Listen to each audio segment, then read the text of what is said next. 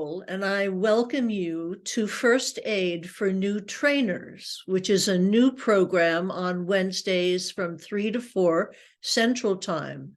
And the upcoming program is going to focus on when not to lecture.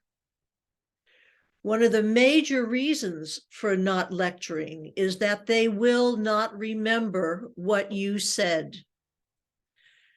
56% of what they've heard goes in one ear and out the other in 1 hour. 66% is lost after 1 day, and after 6 days, 75% of what they've heard is gone. So if you're thinking about lecturing, think twice, because there is so much more that you can do instead of lecturing. Get them actively involved in learning and using what they learned. And to learn more about how to do that, join us on February 8th.